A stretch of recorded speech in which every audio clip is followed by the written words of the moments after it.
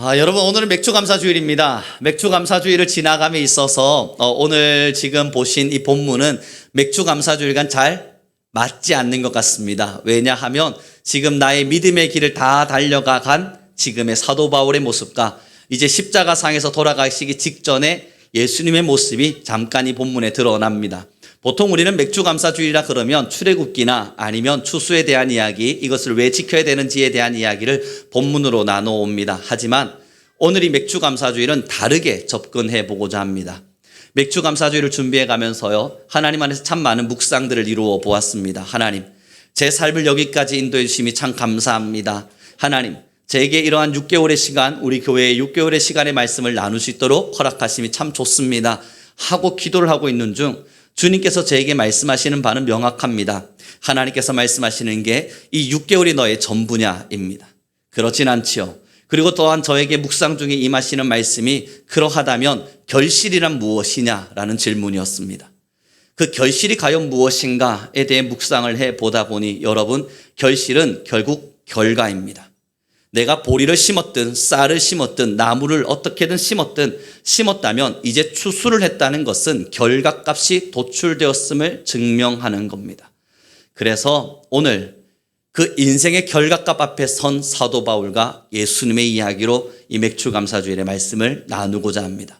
오늘 우리가 읽었던 디모데후서의 말씀의 사도 바울은요, 이제 마지막 때가 이르렀습니다. 그래서 우리는 6절의 말씀을 같이 읽어보도록 하죠. 함께 읽겠습니다. 6절입니다. 같이 있습니다. 시작. 전제와 같이 내가 벌써 부어지고 나의 떠날 시각이 가까웠도다. 사도 바울의 긴 사역의 여정이 이제 마무리가 되어 갑니다. 디모데후서는 사도 바울의 유서와도 같습니다. 그래서 이 6절 말씀에 보시면 뭐라 기록되어 있냐면 나의 떠날 시각이 가까웠도다. 이제는 자신의 죽음의 때가 다다랐음을 직면한 겁니다. 깨달은 겁니다. 그리고 나서 사도 바울의 고백을 보시죠. 7절입니다. 같이 읽겠습니다. 시작.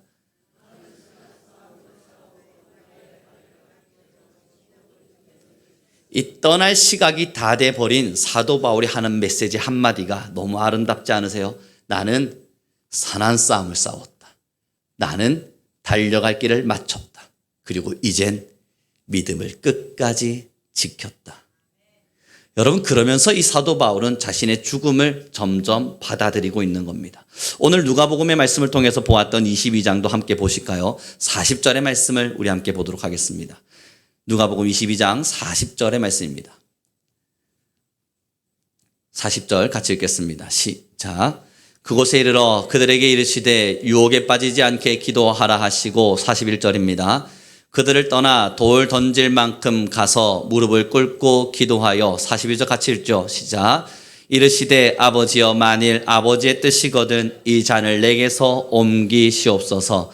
그러나 내 원대로 마시옵고 아버지의 원대로 되기를 원하나이다 하시니 예수님도 이제 곧 죽음이 다다랐음을 깨달으셨습니다. 그 죽음은 예수님이 알고 있는 십자가상에서의 죽음이고 그 고난과 고통이 얼마나 클지를 주님은 명확히 아셨습니다. 그래서 이 지금 감람산에서 기도하시며 아버지, 이 잔을 내게서 떠나게 할 수 있다면 해 주십시오. 그러나 그 뒤가 중요하죠. 내 뜻대로 마옵시고 아버지의 뜻대로 하옵소서. 여러분, 죽음 앞에 선, 다시 말해서 인생의 결과값 앞에 선 자들의 아름다운 기도의 고백이에요. 사랑하는 성도 여러분, 처음 시작은 누구나 화려하게 할 수 있습니다. 처음 시작을 하면서 화려한 파티를 열고 시작하는 게 뭐 그리 어렵습니까? 인생을 살다 보니 우리 성도님들도 많은 것들을 깨달으셨을 거예요. 살아보니 알겠는 건 피날레를 장식하는 게 어렵습니다. 처음 시작할 때야 모두가 다 열심히 하면 잘하면 잘 되겠지 기대감 가지고 갑니다. 기대감 가지고 가다 보면 판이 넘어지고 부서지고 깨져가면서 인생이 호락호락하지 않다는 걸 배우죠. 그러다 보니 끝자락에 섰을 때쯤 되면 인생의 힘이 확 빠져버립니다. 어쩌면 어떠한 사건들 앞에서 여러 많은 일들 앞에서 과연 나는 할 수 있을까? 끝까지 갈 수 있을까? 나란 사람은 도대체 뭐길래 이 고집을 피우고 있는 걸까? 많은 고뇌를 해가며 서서히 뒤로 빠집니다. 이거 뭐와 같은가 고민을 해보니 답을 내렸습니다. 초등학교 어린아이의 일기장과 같습니다. 일기장이 뭐냐고요? 저희 아이를 예를 들어 드죠. 여러분, 처음 글씨를 써내려갈 땐, 일기를 쓸 땐 글씨가 또박또박 참 예쁩니다. 오늘 나는 기쁜 일이 있었다. 근데 저희는 일기를 쓰라 그럴 때 저희 아들에게 한 바닥을 꽉 채우기를 요청하거든요. 늘 그렇습니다. 하다 할 말이 없으면 쥐어 짜내서라도 한 바닥을 꼭 쓰라 이야기를 합니다. 중간쯤 가다 보면 글자가 삐뚤빼뚤해지기 시작합니다. 결말쯤 다다르다 보면 자기도 무슨 말 하는지 모릅니다. 그냥 막말이 나오기 시작해요. 그러다가 아빠도 엄마도 알아볼 수 없는 글씨체로 마침표를 꽝 찍어버리곤 다 썼다 가지고 와요. 부모된 저로서는 일기를 보면서 처음을 보면 흡족해합니다. 야, 잘 썼네. 처음 글자도 예쁘고 그래 오늘 이런 일이 있었구나. 중간쯤 가다 보니 영 알아보기 힘들어지기 시작합니다. 아이가 손이 아픈 거겠죠. 쓰다 보니 쓸 말도 없는 거겠죠. 하다 보니 행설수설 시작합니다. 여러 가지 행설수설은 있지만 그러나 아직은 읽을만 합니다. 좀 더 결말쯤 오다 보니 이건 앞에서 시작한 내용과 전혀 다른 결과값으로 앞에 서게 됩니다. 그리고 무슨 말 하는지를 모르겠어요. 여러분 참 신기하지 않아요? 처음을 잘 썼잖아요. 그러면 저는 아이에게 처음을 잘 썼다 칭찬하겠습니까? 아니면 아이를 불러다 놓고 이 끝자락이 잘못 써졌으니 다시 수정하라 말하겠습니까? 제가 보니까요, 아이야 처음을 참 잘 썼구나. 그런데 이 끝이 이렇게 끝나버리면 너의 일기의 마침표와 완성이 너의 시작과 달리 결론이 너무 별로야. 지우고 다시 써야겠다. 여러분, 아이가 온몸에 짜증을 표현해요. 그때 제가 해줄 수 있는 말이 그거 아닙니까? 그러니 끝까지 집중하지. 왜 다시 쓸 일을 이렇게 돌아가니? 자, 여러분, 모든 일이 그렇지 않습니까? 처음 시작이야. 누구나 화려하게 시작하죠. 신앙생활 누구나 화려하게 시작하죠. 내가 하나님 앞에서 대단한 결실을 맺고 어쩌면 내가 하나님 앞에 큰 용사와 같이 쓰임을 받고 어쩌면 내가 세상을 주도할 수 있을 만한 믿음의 사람이 된 것처럼 아버지 앞에 서기도 하죠. 처음 하나님 만나면 얼마나 뜨겁습니까? 하나님을 처음 만나본 사람들의 그 뜨거움이 얼마나 좋은지 여러분, 이거는 누가 감히 설명할 수 있습니까? 이 작은 언어와 몇 개 되지 않는 단어로 이것을 표현한다는 건 상상할 수 없는 이야기입니다. 하나님을 처음 만나본 사람의 가슴의 뜨거움은 용광로라고 표현할 수 있을까요? 아니요. 그 표현도 적습니다. 놀라운 표현과 여러 많은 가치들 속에서 하나님의 말씀 앞에 서게 되지만 사랑하는 성도 여러분, 가다 보니 삐뚤빼뚤해지죠. 팔이 아프신 거 아닙니까? 여러 많은 환경과 여건들을 맞다 보니 이제 신앙이 점점 지겨워지기 시작하시는 거 아닙니까? 사랑하는 성도 여러분, 맥추감사주일입니다. 맥추감사주일은 결국은 결실을 거두었음을 말합니다. 씨를 뿌렸다는 것을 말하고 있는 것도 아니고 농부가 농사를 중간에 잘 지었음을 말하는 것도 아니고 그 모든 것이 끝나고 이제는 보리를 추수했다는 걸 말해요. 다시 말해보면 추수할 거리가 있었고 열매가 맺어졌고 내 모든 수고가 아무 탈 없이 잘 진행되어졌음을, 그러므로 마침표 찍는 것까지 잘 찍혔음을 말하고 있는 겁니다. 사랑하는 성도 여러분, 사도 바울이 그러했습니다. 사역의 현장 속에 웬만한 어려움이 있었습니까? 많이 어려웠죠. 이걸 어떻게 설명할까요? 하나님 앞에 서서 저라면 도망쳤을 만한 많은 사건들을 마주합니다. 그는 정말 어려운 사역의 현장 속에서 주님 앞에 서 있었습니다. 무시도 당했고요, 멸시도 당했고요, 돌에 맞기도 했고요, 배가 파선당하기도 합니다. 죽기 직전까지 태형을 맞기도 했습니다. 그런데 그의 마지막 고백 다시 한 번만 더 읽어봐 주시겠습니까? 4장 6절과 7절입니다. 같이 읽겠습니다. 시작.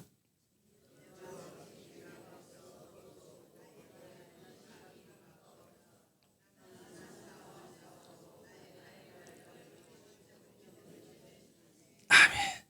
여러분, 지금 이 7절에 나는 선한 싸움을 싸웠다, 나의 달려갈 길을 마쳤다, 그리고 나는 믿음을 지켰다, 이 말을 해나갈 때 사도 바울을 목숨 끝까지 생명 다하는 그날까지 붙잡고 있었던 힘은 사명입니다. 환경과 조건이 아니라 어떠한 이유와 동기가 아니라 사도 바울이 끝까지 갈 수 있었던 힘은 사명에 붙잡혀 있었던 거예요. 그가 끝까지 갈 수 있는 환경이었냐고요? 아니요. 환경만 봤으면 도망갔어야죠. 지금 이 사도 바울의 끝은 어디입니까? 감옥 아니에요. 유배살이하고 있는 중입니다. 그 유배살이 안에서 사도 바울은 내가 결국은 여기에 왔구나. 결국은 내가 유배살이구나. 내가 끝은 여기구나. 난 더 이상 못 가겠다. 외치고 있는 것이 아닙니다. 환경이 그를 끌고 간 것이 아니라 사명이 그의 삶을 끌어가고 있었어요. 예수님도 마찬가지 아닙니까? 예수님 지금 기도하실 때 뭐라 말씀하세요? 나 웬만하면 안 하면 좋겠습니다. 하실 수만 있다면 이 잔이 내게서 떠났으면 좋겠습니다. 여러분, 환경은 갈 수 없는 환경이었을 겁니다. 넉넉히 이길 만한 마음이 있으셨겠지만 그러나 예수님의 가는 길은 험난했습니다. 하지만 예수님께서 그러나 아버지의 뜻대로 해달라고 부탁하신 이유는 사명 때문입니다. 그 사명이 예수님과 사도 바울을 붙잡고 있었던 거예요. 저는 우리 성도님들 모두에게 요청하죠. 사랑하는 성도 여러분, 신앙하다 왜 흔들린 줄 아십니까? 사명이 없어 그렇습니다. 신앙하다 보니 왜 조그마한 풍파 속에서 요동치고 무너지는 줄 아십니까? 사명 때문에 그렇습니다. 신앙을 나는 처음 할 때는 하나님 앞에서 뜨겁게 신앙했는데 가다 보니 왜 흐지부지 되는 줄 아십니까? 사명이 흐릿해져 가서 그렇습니다. 그러니 우리 옆 사람에게 이렇게 인사하죠. 당신의 사명이 참 부럽습니다. 그러면서 에어컨 좀 틀어주시겠습니까? 그렇습니다, 여러분. 신앙이요. 저도 여러분, 우리 성도님들도 여러분 마찬가지 아니겠어요? 오랜 신앙의 끝에서 마주하는 사람들을 만나보면 가다가 핑핑 쓰러지는 사람들이 있어요. 가다가 신앙 조금 하다가 조그마한 어려움이 있으면 아프다, 힘들다며 넘어지는 분들이 있어요. 그들의 이야기를 들어보면요. 결론점 하나가 명확해집니다. 신앙의 목적이 달라요. 신앙하는 이유가 저랑은 너무 달라요. 아니, 우리와는 너무 다른 신앙의 목적을 가지고 걸어가요. 그의 신앙의 목적이 무언가 깊숙이 들어가다 보면 결국은 우리의 인생 앞에 있는 정욕이에요. 하나님의 말씀의 사명이 아니에요. 하나님의 말씀대로 내가 어떠한 길을 걸어가야겠다는 목적의식이 아니라 내가 아버지 앞에 무엇을 받을 수 있는가를 계수하며 살아가요. 그 계수의 끝에는 조그마한 심 앞에도 넘어지는 것을 봅니다. 사명이 아니었거든요. 하나님의 말씀에 불같이 뜨겁게 타오르는 이 화려한 아버지가 주시는 사명 없이 내 삶의 정욕과 때로는 내 삶의 세상적인 이유와 그러한 것들로 내 신앙을 하나하나 세워가다 보니까요. 여러분, 내가 의도한 바와 다르잖아요. 내가 계획한 바와도 다르잖아요. 그러니 넘어져요. 그러니 무너져요. 믿음을 지키지 않고 싸우려 하지 않아요. 선한 싸움이 아니라 끝까지 자기를 위한 싸움만 진행합니다. 그렇게 넘어져가는 신앙인은요. 아무리 붙잡아도 자신의 그 문제가 해결되기 전까진 돌아오지 않습니다. 그렇게 신앙이 세워진 사람은요, 아무리 하나님의 말씀이 그것이 아니라 가르쳐도요, 자신의 의지, 자신의 동기, 자기가 돌아설 수 있는 명분, 그것이 세워지기 전까지는 절대 돌아오지 않습니다. 그에게 해줄 수 있는 말들은 하나죠. 당신을 붙들었던 사명이 겨우 그 정도였습니까? 젊음을 그렇게 갈아 넣었던 신앙 말입니다. 한 학생이 제게 질문하더라고요. 목사님은 언제 목사가 되기를 꿈꾸셨습니까? 그래서 제가 이야기했죠. 난 7살. 그랬더니 여러분, 그 학생들 수업을 듣는 친구들이 깜짝 놀라며 말해요. 7살 때 목사가 되기를 결심했는데 흔들린 적 없으십니까? 난 없어. 저는 정말 이 목사의 꿈을 단 한 번도 흔들려 본 적 없습니다. 이유는 여러분, 그때 사명에 붙잡혔냐고요? 아니요. 저에겐 하나의 동기가 있었습니다. 그래서 나 나름대로 그 동기부여 잡고 목사의 꿈 꾸면서 걸어갔어요. 하다가 친구들 과학자, 대통령 뭐 여러 가지 이야기할 때 저도 여러분 뭔가 말해야 되는데 할 말은 없어요. 그런데 어린 시절 말했던 목사라는 꿈은 있었어요. 그러니 선생님이 너 꿈이 뭐니? 친구들은 과학자랑 다 이야기할 때 저는 할 말이 없어서 목사입니다. 그때 그 선생님들이 말씀하셨습니다. 너 목사가 뭔지는 아니? 그럼요.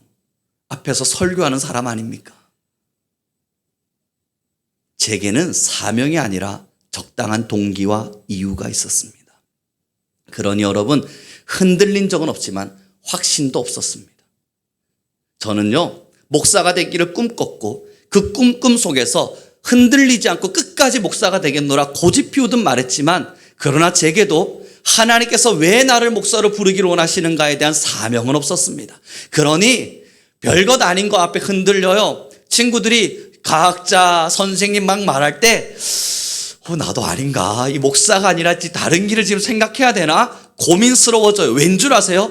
저는 개척교회 목사들로 자랐잖아요. 보고 있잖아요. 눈으로 목사의 삶이 어떤지를 보게 되고 그 가난이 얼마나 처절한 가난인지를 배우게 되잖아요. 제가 목사의 삶을 지켜보니 가난해요. 야, 저거 내가 고등학교 때까지 공부를 열심히 해서 할 만한 일인가 고민스러웠어요. 그러나 여러분, 그 학생이 제게 질문했을 때 이렇게 말했습니다. 20대 그런 목사가 되기 위해서 준비하셨고 훈련 받으셨겠네요. 저희처럼 놀고 싶지 않으셨어요? 목사님, 술은 드셔보셨습니까? 아니, 먹고 싶지 않으세요? 목사님, 나이트는 가보셨습니까? 아니, 가보고 싶지 않으세요? 저는 말해야죠. 가보고 싶지 않아. 20대 때는 가보고 싶으셨죠? 아니요. 단 한순간도 그런 생각을 해본 적이 양심을 걸고 신앙을 걸고 하나님 앞에서 말할 수 있건데 단 한 번도 없었습니다. 20대에는 사명에 붙잡혔거든요. 그때 제가 학생들에게 말한 겁니다. 얘들아, 너희들이 볼 때는 그런 걸 하지 못한 내가 안타까워 보일 수 있지만 내가 볼 땐 그런 시간밖에 보내지 못하는 20대를 살아가는 너희가 더 측은하단다. 사랑하는 성도 여러분, 저의 20대는 아시는 것처럼 괴로웠습니다. 아이들과 함께 했던 시간들, 저에게 있어서는 참 어려운 시간이었습니다. 그런데 사명이 있었습니다. 살고 싶었고 싸우고 싶었고 지키고 싶었고 가고 싶었어요. 환경 때문이 아니라 환경 때문이었으면 여러분 도망쳤어야죠. 그런데 갈 수밖에 없는 무언가가 있었어요. 저는 이제 한 일기장 중간쯤 써내려갑니다. 가장 두려운 일이 뭔 줄 아세요? 가다가 힘 빠져서 마침표 찍을 때쯤 돼서 삐뚤빼뚤 써내려가는 어린아이의 일기장같이 제 신앙이 마무리되면 어떡할까 염려하기도 해요. 그래서 아버지 앞에 기도해요. 하나님, 저는 아직 추수가 일어나지 않았습니다. 결실 맺을 때가 되지 않았습니다. 여전히 지금 떼양볕 앞에 서 있는 자입니다. 떼양볕 앞에 서서 씨를 뿌리고 때로는 갖고 가면서 지금 저는 땀을 뻘뻘 흘리고 있는 자입니다. 그러나 이 땀 흘림이 지쳐서 이제는 그만하자, 이제는 쉬자라고 말하지 않도록 저에게 더 확실한 사명을, 더 뜨거운 사명을 주셔서 환경에 무너지지 않게 하십시오. 기도하며 살아갑니다. 사랑하는 성도 여러분, 어디까지 오셨습니까? 이제 결실의 자리에 오신 것 같으세요? 그렇다면 여러분, 지금 삐뚤빼뚤 쓰고 계시진 않으세요? 하나님이 원하는 대로 잘 쓰고 계신 건 맞습니까? 여러분들이 걸어가는 마지막이라 말하는 지금 힘 빠진 채 어디로 가야 될지, 무엇을 해야 될지, 어떻게 해야 될지 아무것도 보지 못한 채 그저 멍하니 하늘을 바라보며 난 이제 끝났나? 난 이제 다 됐나? 나는 여기까지인가? 그런 생각만 하고 계시지 않습니까? 사도 바울의 말을 들어보시죠. 마지막 유배의 현장에 앉아서 나는 선한 싸움을 싸웠다. 나는 믿음을 지켰다. 나는 이제 면류관 앞에 설 것이다. 그 길인 거예요. 사명에 붙잡힌 사람은 흔들리지 않습니다. 사랑하는 성도 여러분, 사명에 붙잡힌 사람은 신앙을 환경 때문에 판단하지 않습니다. 사명에 붙잡힌 사람은 지금 당장의 환경 때문에 넘어지지도 무너지지도 않습니다. 저는 우리 성도님들 모두에게 부탁드리면 여러분들의 사명 앞에 신앙을 드리길 바랍니다. 그것이 신앙의 이유이고 신앙의 길이 되어져 갈 거예요. 예수님의 기도 보시죠. 예수님의 기도를 보니 자기에게 끝까지 아버지의 뜻이 임하기를 기도합니다. 사랑하는 성도 여러분, 그래서 오늘의 제목이 이와 같습니다. 함께 읽어보시죠. 같이 읽겠습니다. 시작. 손은 일하고 마음은 기도하라. 이게 여러분 우리가 가야 할 끝까지의 사명이에요. 하나님께서 나에게 어떻게 부르셨지? 뭘 하라 부르셨지? 그건 여러분 각자 알아보시죠. 그걸 어떻게 다 설명하겠어요? 각자의 길이 다른 걸. 여러분들에게 제가 핵일화된 말씀으로, 자 여러분, 우리는 다 함께 백석대학교로, 그리고 우리는 다 같이 강의를 합시다. 그거 아니잖아요. 각자의 삶이 다르죠. 직장 안에 계신 분들, 가사의 일을 하시는 분들, 학교의 일을, 교회의 일을, 혹은 여러분들의 각자의 삶 속에서 처해 있는 바는 다르죠. 그러나 사명을 붙잡힌 사람의 공통점이 있어요. 손이 멈추지 않아요. 이 손이 멈추지 않는다는 것은 꿈쩍대는 손이 아니라 아버지의 나라를 위해서 일해가는 발걸음이 멈추지 않는다는 겁니다. 하나님의 나라를 위해서 움직여지고 있는 이 움직임이 멈추지 않음을 말아요. 그리고 이 움직임만 멈추지 않는 것이 아니라 마음은 기도해요. 기도도 멈추지 않아요. 끝까지 기도해요. 나는 여기까지 기도했으니 잘 기도했다. 그렇게 말하지 않아요. 여전히 기도할 거리가 있고 여전히 기도할 말씀이 있어요. 사랑하는 성도 여러분, 오늘 아침이 되어가지고요, 하나님 말씀 보면서 이제 아침 큐티를 하며 다시 말씀을 묵상해 가는데 의자에 앉았습니다. 찬양을 틀고 기도를 하고 말씀을 한 절 한 절 읽어가면서 저 나름의 큐티를 이루어갈 때 찬양의 한 곡에 이러한 가사가 흘러나왔습니다. 주님의 옷자락을 만지고. 여러분, 그 가사가 탁 터지는데 제 마음이 와르르 내려앉는 것을 보았습니다. 주님의 옷자락을 만지고. 왜 여러분 이 가사 앞에 제 마음이 와르르 내려앉았냐고요? 만약 내가 주님의 옷자락이라도 만지며 걸어갈 수 있다면, 나의 사명의 길 앞에 주님의 옷자락 한 끗이라도 만지며 걸어갈 수만 있다면, 이것만큼 큰 은혜가 어디 있겠는가?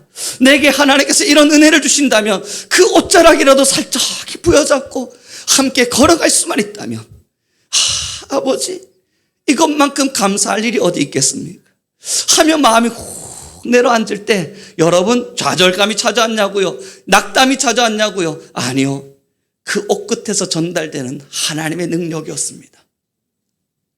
혈루병 여인을 고치신 바와 같이 그 옷자락 부여잡고 있는 저를 상상하며, 하나님, 주님의 옷자락만이라도 부여잡고 사역하며 걸어갈 수 있는 부족한 사역자의 길을 잘 가게 해주십시오. 기도할 때 하나님의 은혜가, 하나님의 능력이 제 안에 임함을 봅니다. 사랑하는 성도 여러분, 대단한 일을 꿈꾸세요? 사명이라 하니 엄청난 일이 있으실 것만 같으세요? 사명이라 하니 앞에 서서 설교하고 찬양하고 기도할 때 수만 명의 사람들이 복음을 듣고 일어나는 역사들을 기억하세요? 그러지 맙시다. 우린 거기까지 꿈꾸지 맙시다. 그건 하나님께서 주실 일들이지 우리의 길이 아닐 수 있습니다. 그걸 가지고 크다 작다를 나누지 않습니다. 사랑하는 성도 여러분, 하나님의 사역은 몇만 명을 변화시켰느냐, 그걸 가지고 크다 작다로 나눠지지 않아요. 얼마나 대형교회를 다녔고 대형교회 목사로 살았는가, 그것으로 큰 일이다 작은 일이다 구별되지 않습니다. 여러분들이 정말 하나님의 큰 사람이라면 주님의 옷자락을 부여잡으셨습니다. 그 옷자락 속에서 매일매일 누려지는 하나님의 은혜를 누리고 계실 겁니다. 지금도 왜 살아야 합니까? 무엇 때문에 살고 계십니까? 어떠한 길을 가고 계십니까? 우리는 말할 거예요. 하나님을 위하여, 주님의 복음을 위하여, 아버지의 나라를 위하여 우리의 길을 걷습니다. 이것이 우리의 사명이 될 때 여러분, 신앙 왜 흔들립니까? 왜 무너집니까?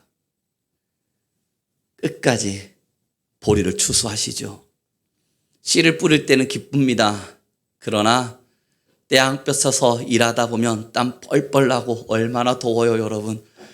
정말 덥습니다. 저 부산 내려와서 깜짝 놀랐어요. 천안에 있을 땐 이렇게 안 더웠어요. 여러분, 천안에서 학교를 왔다 갔다 할 때 그리 덥지 않았습니다. 선선한 바람도 불고, 저는 천안이 당연히 더 더울 줄 알았습니다. 그래서 빨리 부산 가고 싶다. 부산 가면 좀 시원하겠지. 천안 왜 이렇게 더운 거야? 생각하고 기차역에 딱 내렸는데, 와, 세상에 이렇게 더울 줄은 몰랐습니다. 이번 부산 정말 덥습니다. 그래서 밖에서 여러분 떼양볕 받아가면서 왔다 갔다 일할 때 지치죠. 어렵지요. 아프죠. 그러나 그 과정이 없다면 결실도 없겠죠. 삽 집어 던지고 곡괭이 집어 던지고 이 떼양볕에는 일할 수 없다 말할 수 있지만, 여러분, 이 또한 지나가야 할 과정임을 우리는 압니다. 모든 과정을 지나 추수의 때가 이르렀을 때에, 그때도 우리는 여전히 손을 멈추지 않고 낫을 들어야 함을 압니다. 그리고 그 낫을 보리에 베어가며 하나님의 은혜로다, 하나님의 은혜로다 노래해야 함을 압니다. 사랑하는 성도 여러분, 여러분의 기도가 멈추지 않기를, 하나님의 나라를 위해서 일해가는 손이 멈추지 않기를 축원합니다. 우리 마지막 우리 옆 사람에게 인사 좀 나누었으면 좋겠습니다. 당신의 손이 멈추지 않길 바랍니다. 어떠세요, 여러분?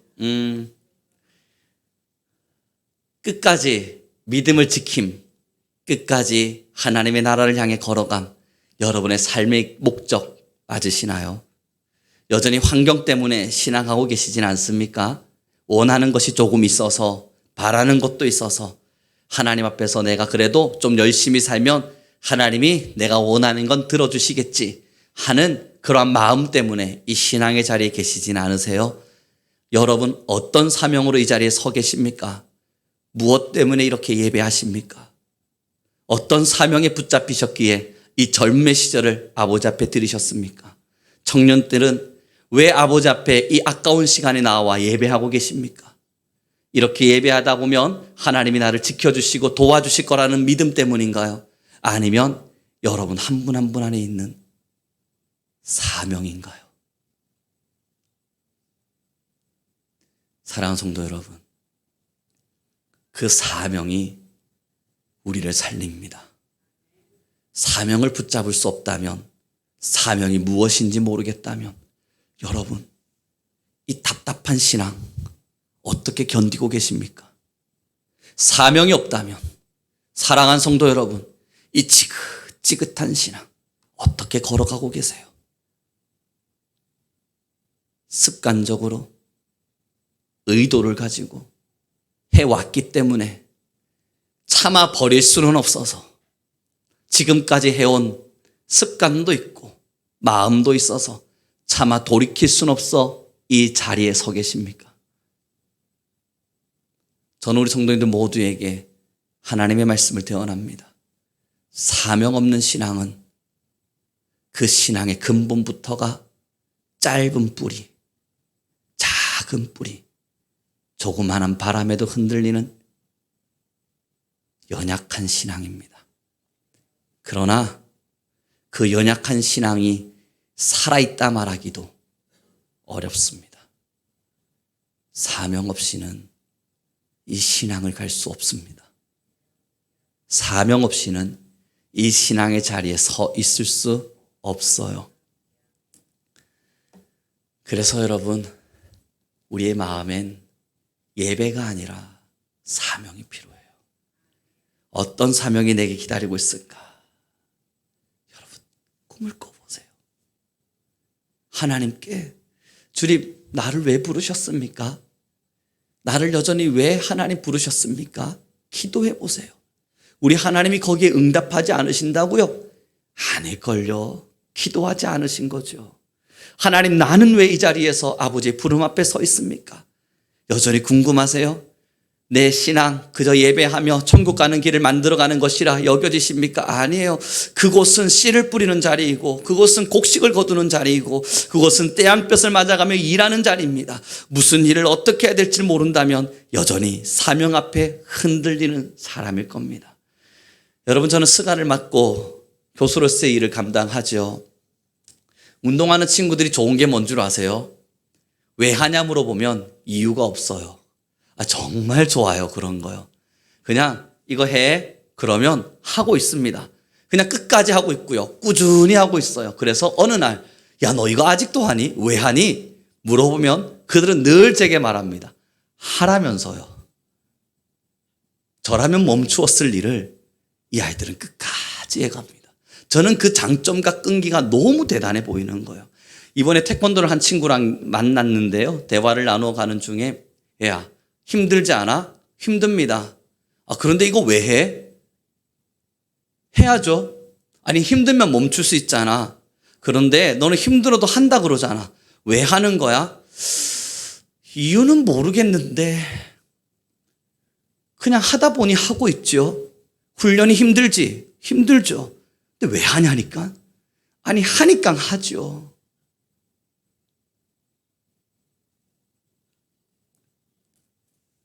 사랑하는 성도 여러분,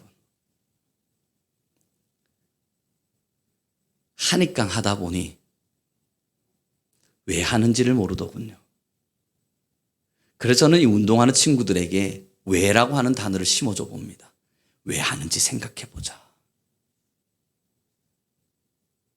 그렇게 가다 보니 그들 나름대로의 목적이 있더군요. 관장이 되고 싶습니다.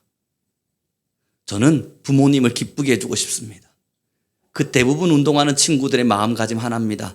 우리 부모가 저에게 헌신하며 여기까지 헌신해 주셔서 내가 나름대로 어려운 환경에 운동을 했는데 여기서 멈추면 은혜를 갚지 못할 것 같아서 그래서 운동해서 조금은 성공해서 부모의 은혜를 좀 갚아보려 합니다. 여러분 그런 말들 정말 많이 합니다. 그게 이유야. 그 목적 붙들고 해나가는 거야. 그러다 힘들면 내가 왜 하려고 그랬지? 생각해 보는 거야. 여러분의 사명이 무엇인 줄 아세요? 사명이라 이야기하니 뭔가 직분을 맡아야 될 것 같고 일해야 될 것만 같죠. 결론을 내립니다. 사랑하는 성도 여러분, 예수님이 이미 그 길을 가시며 십자가의 죽음을 우리에게 보이셨습니다. 여러분의 사명이 뭐냐고요? 도대체 나는 어떤 사명을 부여잡고 살아야만 하냐고요? 예수님의 옷자락을 잡으십시오. 그 예수님의 옷자락을 부여잡고 예수님의 뒤를 잘 따라가는 겁니다. 이제 말씀을 정리해 갔으면 좋겠습니다. 때가 이르면 어느 날 우리 모두가 다 이제 내 마지막이 다다라오는구나 하는 생각을 하겠죠. 아직은 제가 이런 말을 할 만한 나이는 아닙니다. 그러나 저도 문득 생각해 봅니다. 나의 마지막은 어떨까? 나는 어떤 마지막을 맞이하게 될까? 저에게도 이런 생각이 든다면 아마 우리 권사님들, 집사님들, 조금은 노년의 자리에 서 계신 분들은 더 많은 생각들을 하실 겁니다. 내 마지막은 어떨까? 사랑하는 성도 여러분, 시작보다 중요한 게 마지막이더군요. 아무리 화려한 인생을 살았어도 마지막이 처량해지니 그의 인생의 마침표가 참 처참하더군요. 인생은 결국 어떻게 시작했느냐, 어디서 시작했느냐, 어떤 길을 걸었느냐 보다 그래서 어떻게 마쳤는지가 중요하더군요. 마지막을 저보단 여기 앉아 계신 여러 많은 분들이 더 많이 생각하실 겁니다. 그 마침표 정말 삐뚤빼뚤 찍으시겠습니까? 이게 어떤 글자인지, 뭐라고 말하는 건지, 무슨 말을 쓰고 있는 건지, 어떤 기록을 하는 건지 아무도 알아볼 수 없는 그러한 말들을 내뱉다 여러분 마침표를 찍는 그 어린아이의 일기장이 우리의 마지막이기를 원하십니까? 정말 여전히 하늘을 바라보며 이제 뭐하지? 이 지루한 시간, 이 지겨운 시간, 이제는 뭐하지? 기도나 할까? 뭐 기도나 하지 뭐. 그런 마음으로 마지막을 써내려 가시겠습니까? 중년과 청년의 시대를 살아가고 있는 여러분, 아직도 어디를 향해 무엇을 향해 가는지 모른 채 힘들다, 지친다, 이 태양은 언제 끝이 나는가, 그렇게 눈물만 짓다 이 길에 어려움만 하소연하다 그렇게 중턱을 내려오시겠습니까? 고난의 길, 어려움의 길, 아픔의 길, 모든 어른들이 거쳐갔던 많은 여정의 인생의 길, 중년과 청년들은 여전히 그 길을 걸어 올라가고 있을 터인데 울다 또 울다 나는 왜 살지, 왜 가지, 뭐 때문에 하지, 그런 걸로만 고민하며 가슴 찢다가 어느 날 나이 들어가는 자신을 보며 늙었네, 노년이 되었네, 여전히 모르겠네, 그런 걸 꿈꾸십니까? 여러분, 이제 영의 눈을 열고요, 예수님의 옷자락을 잡으세요. 그 옷자락을 꽉 부여잡고 주님께 기도하세요. 하나님, 당신의 옷자락을 붙들고 내가 주님 가신 길을 걸어가기를 원합니다. 오늘 내가 살아야 할 이유와 내일 내가 걸어야 할 길을 하나님께서 이끌어 주십시오. 주님이 왜 여기 응답하시냐고요? 여러분의 주인은 하나님이기 때문입니다. 예수님은 여러분의 주인이시기에 여러분의 길을 붙들고 지금도 주님께서 여러분의 길을 이끌어가기를 원하시기 때문입니다. 내가 뭘 해야지, 내가 어떤 걸 해야지, 나는 이렇게 살아야지, 모든 계획은 무산될 겁니다. 그러나 하나님의 옷자락 부여잡고 주님께 모든 걸 내어 맡긴 자, 주님께 기도하며 아버지 나를 이끌어 주십시오, 구할 줄 아는 자, 나의 자존심, 나의 생각, 나의 마음 산산히 부서뜨려 놓고 하나님이 이끌어 가시는 대로 나는 가리라, 순종의 마음을 드릴 줄 아는 자. 사랑하는 성도 여러분, 걱정하지 마세요. 내겐 보이지 않아도 아버지는 보고 가십니다. 나는 몰라도 하나님은 아십니다. 나는 어떻게 해야 될지 당황해도 아버지는 태연히 우리의 길을 이끌어 가십니다. 우리는 그걸 믿고 주님 옷자락 붙들고 가는 거예요. 오늘부터 그 사명 앞에 섭시다. 언제나 주님께서 말씀하시는 길을 따라 손은 일하고 마음은 기도하며 주님의 말씀 앞에서 주님이 가라 하는 그 자리에 순종으로 서 있을 수 있는 우리 모두가 되길 소망합니다. 그래서 오늘 이 찬양이 여러분의 울림이 되었으면 좋겠네요. 제가 잠깐 가사를 읽어드리겠습니다. 하나님의 부르심에는 후회하심이 없네. 내가 이 자리에 선 것도 주의 부르심이라. 하나님의 부르심에는 결코 실수가 없네. 나를 부르신 하나님의 신실함을 나는 믿네. 작은 나를 부르신 뜻을 나는 알 수 없지만 오직 감사와 순종으로 주의 길을 가리라. 때론 내가 연약해져도 주님 날 도우시니 주의 놀라운 그 계획을 나는 믿으며 살리. 우리 함께 찬양하며 나아갔으면 좋겠습니다.